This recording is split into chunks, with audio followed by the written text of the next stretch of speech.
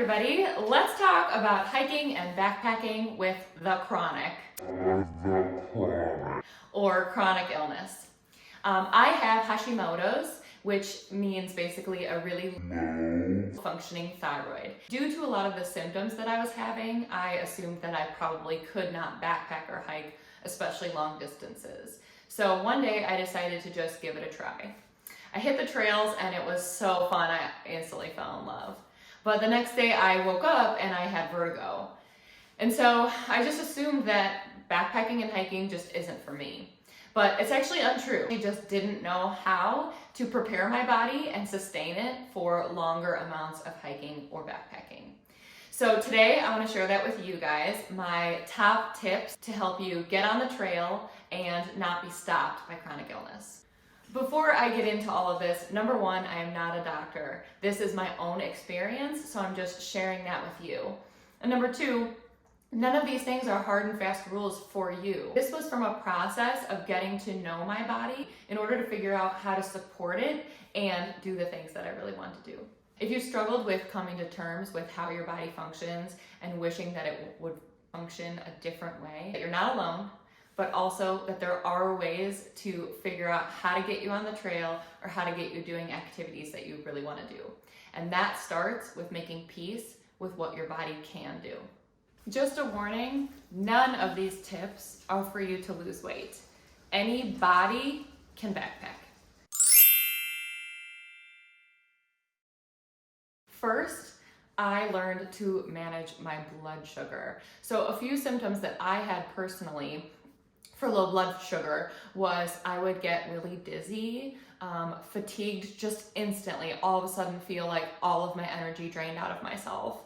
Depression, feeling really agitated or sad all of a sudden, especially while hiking. I have no reason to be sad when I'm hiking, but it would come upon me rather quickly. Mental fogginess, I can't really make a decision or think through what I should be doing, or even jitteriness. If you experience any of these types of symptoms, it could be due to low blood sugar. A few things that I make sure that I do to manage my blood sugar is number one, I make sure that I eat a proper meal before heading out. So even if you don't feel that hungry in the morning, getting something in your system, probably with a little bit of fat or protein, can help sustain you. The other thing is, I don't know if you're like me, but when I'm hiking, I'm not really that hungry a lot because I'm exercising. But I make sure to take breaks, maybe every hour or so, depending, and just have something quick in my pocket or something that I can snack on. I love Lara bars, those little cutie oranges. I even use those little Go-Go Squeeze applesauce packets. It's just easy to just grab as you're walking and just having something to keep your blood sugar stable. This is especially important if you are hiking at higher elevations. So higher elevations dehydrate you quickly, and if you're like me, you don't really get hungry at higher elevations. So be sure to be mindful of that, bring foods that are easy to eat and that you'll actually have a taste for.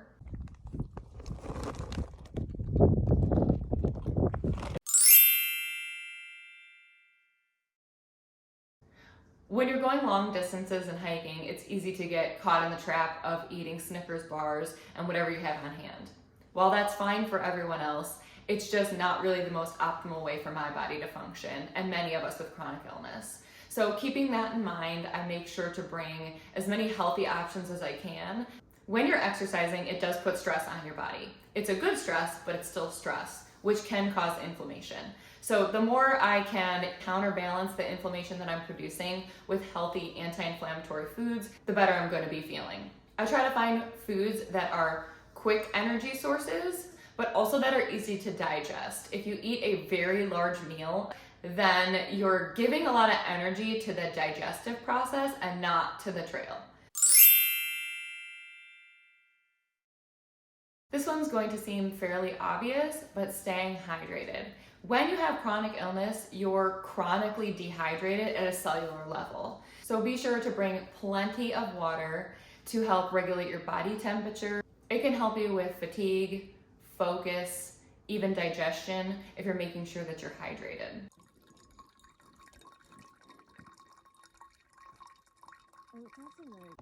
When I did my first hiking trip, I didn't know about this. Yes, I drank water, but I didn't use electrolytes. Electrolytes are pivotal for our adrenal glands. They're minerals that are... Oh my God, Alexa just started talking to me. Electrolytes are basically minerals that your thyroid, you need... What the fuck? Alexa, turn off! Stop fucking up my YouTube.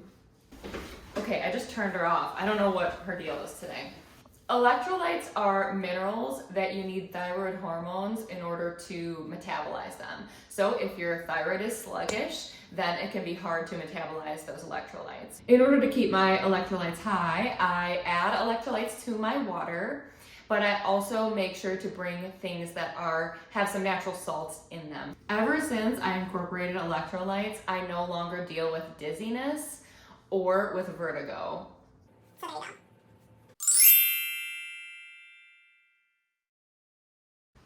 Hiking and backpacking is a stress. It's a good stress, but it's still a stress on the body. So what I always make sure to do is after a trip or a day hike, I make sure to make space for rest. So a lot of time I would go out, do a good amount of hiking or backpacking, come home and expect to just return to my daily activities. But what I noticed is I just needed some downtime, not only mentally, but also just physically. Make sure to take some space once you have pushed your body to a certain level in order to just rest and recover so that you can hit the trail again.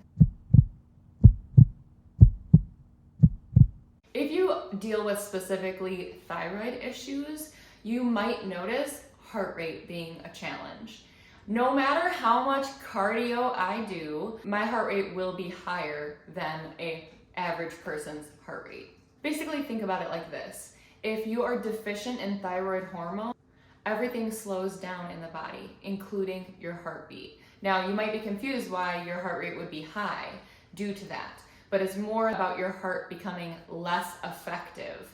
And so you can deal with a high heart rate, or you can just deal with breathlessness.